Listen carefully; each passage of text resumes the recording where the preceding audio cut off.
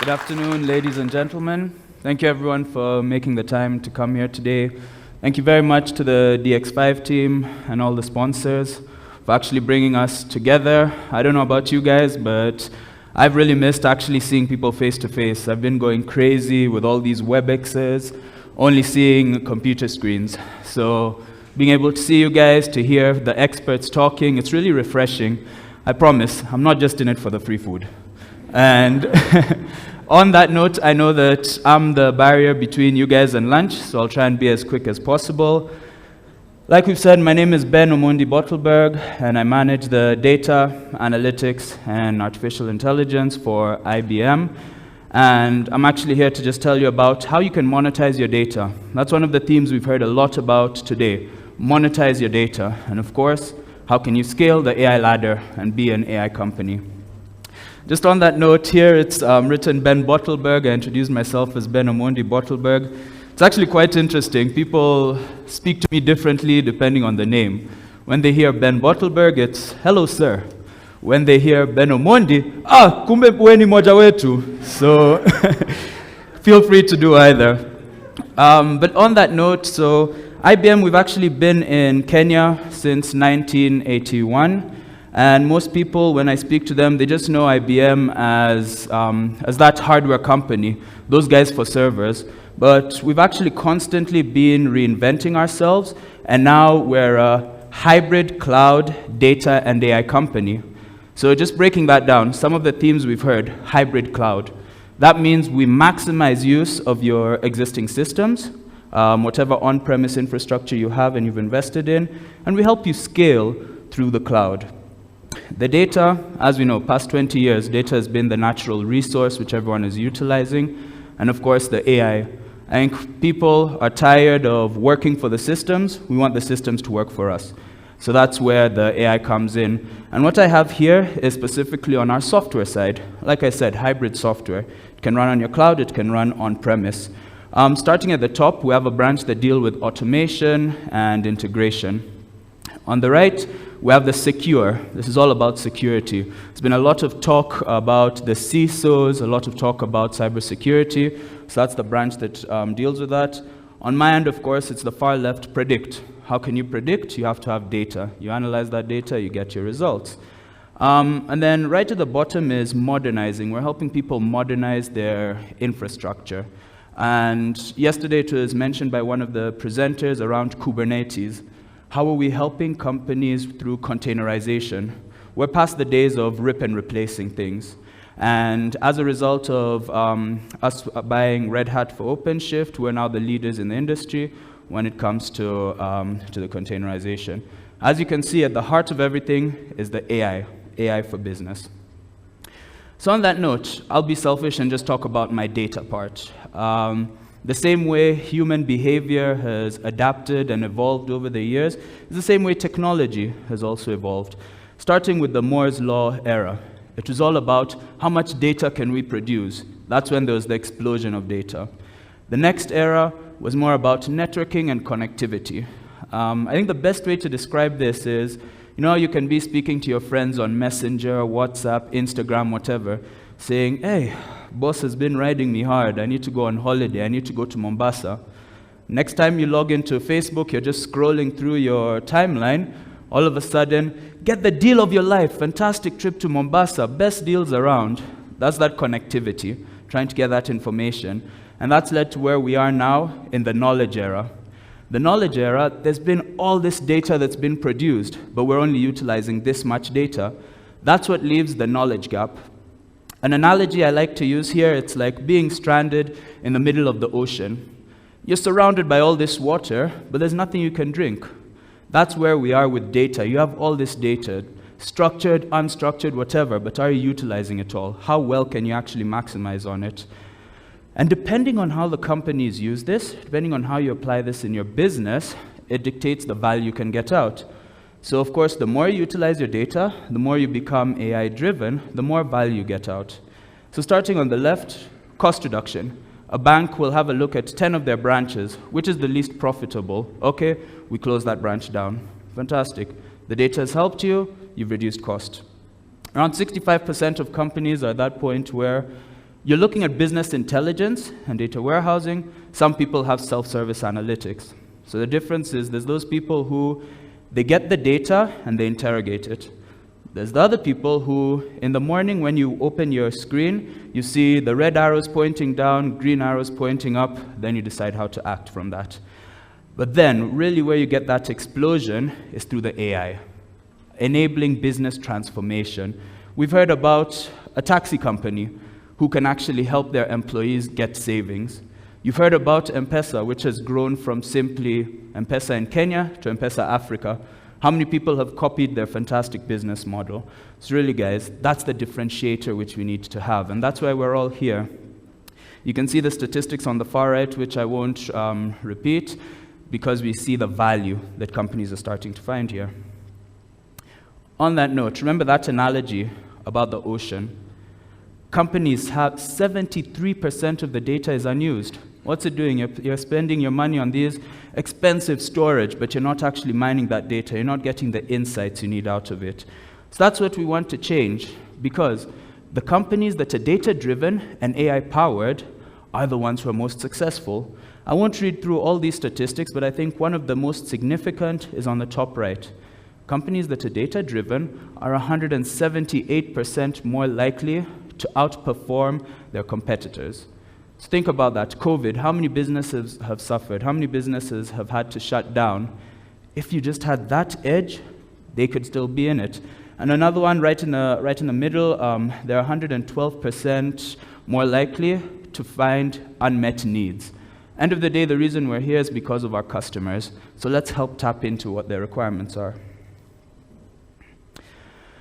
And I'm not sure if any of you have seen my bio, but part of what I put in there, and we can even see with the change, it's not just CIO Africa, it's now DX5, digital transformation.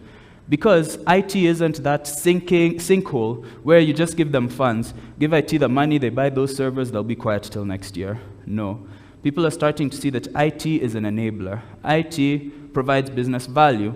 So just right at the top there, customer care. These days, because of our phones, because of all the innovation, we have very learned end customers who aren't loyal. You don't give me the services I want, I'll get them from someone else. So if I have to call a call center, whether you're my telco, whether you're my bank, and then I'm waiting to be 10th in line, 9th in line, 8th in line for 10 minutes, finally I get connected to someone. Once I've explained to them my problem for 5 minutes, sorry, let me connect you to my expert. I'm tired, I'm not going to waste my time with that. So why not have a virtual assistant, a chatbot, which is on steroids. The steroids are the artificial intelligence, which can actually address all these things, help improve your customer satisfaction. We've had customers having a 15% improvement in Net Promoter Score. On top of that, also think of yourself. If you're working at that call center, you get 100 phone calls in the day, and 40 of them are people asking you, where's the closest ATM? You really think you can add more value. You want to be dealing with the people who are asking you, I'm getting married in September, I want to have a family for my house by October, what will the mortgage look like? Now, I feel like I'm really affecting people's lives. I'm not just a Google map saying there's the closest ATM. So I think that's really the value which you can start to see with some of these tools. Some of the team here yesterday, Kevin, Muni, the two Carolines, even the people who presented today, have spoken about the importance of regulation. What's the cost of compliance? Yeah, it might be expensive to get the tools, but the punishment, the fine, that's what will sink you. So really having the right tools, mitigate that risk, get the right fraud management technology in place, the right operational risk technology in place. And another one, democratizing data. We have all this data, but you still have companies, we're all guilty, running around saying, have you updated the new Excel table? Which version are you working with? Okay, give boss the report. Let's have these in the system. Let's have these automated. We don't want to work for the systems, do we? Let the systems work for us. So that being said, like I said on the data side, there's no AI without IA. There's no artificial intelligence without the required information architecture. Garbage in, garbage out. How well are the structures? And on that note, that's one of the main challenges people have. Again, in the morning, someone was saying, I don't have the statistics to back it, so here are some statistics.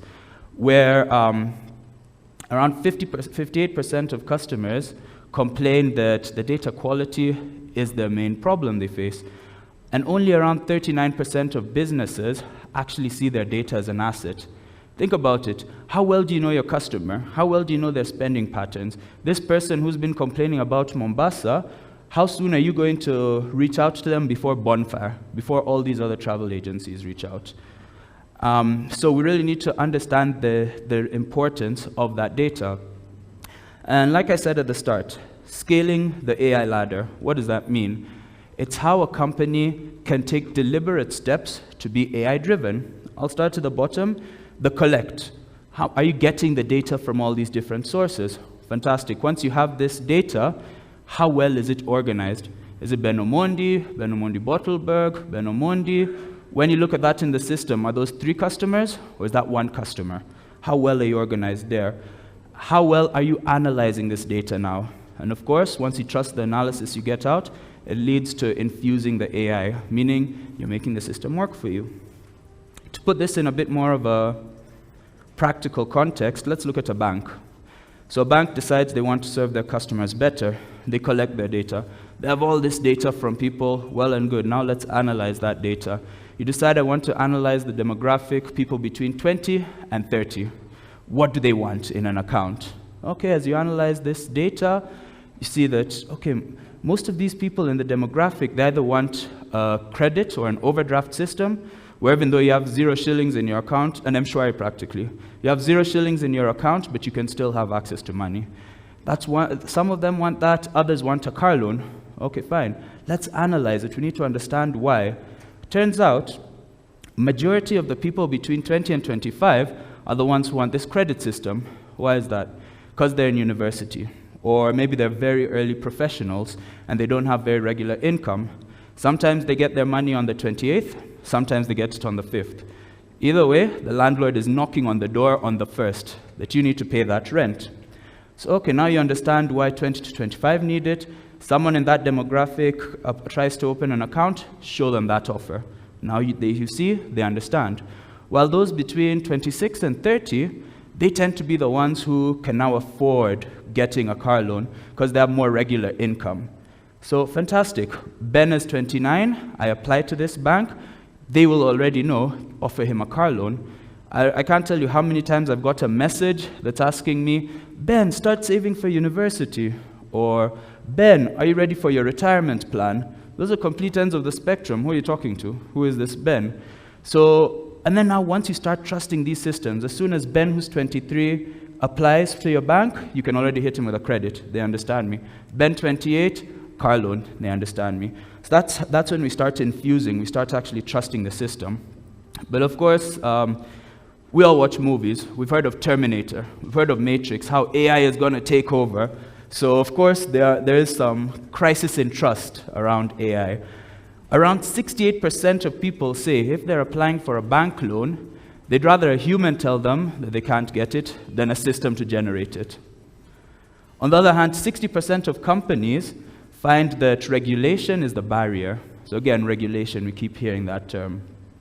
So how can we actually trust AI? And here are some of the principles we use. Number 1, explainability. If that system tells you why you can't get this loan, why is it? The system has to be able to explain it. Fairness. Over time, as these systems are in place, they start to skew, they start to get a bias. So you constantly have to realign that ship. Robustness as well. How safe is it? How strong is this foundation which we're relying on all this AI? Transparency. If someone comes to audit you, how sure are you that it hasn't been tampered with? And finally, privacy. It's funny that these go right after each other, transparency, then privacy. But the transparency is key, but as much as I want to be able to audit you, I want to make sure no one knows who is Ben. I'm just a serial number in the system. But when I speak to my relationship manager, you know exactly who Ben is. So overall, yesterday when I did this, I took around 25 minutes. Now I think I'm within the time. But thank you everyone for listening to me. Ultimately, I'm here to discuss with you how we can maximize your data. How can you be an AI company? They say that a rising tide raises all ships. We're the ships here, guys.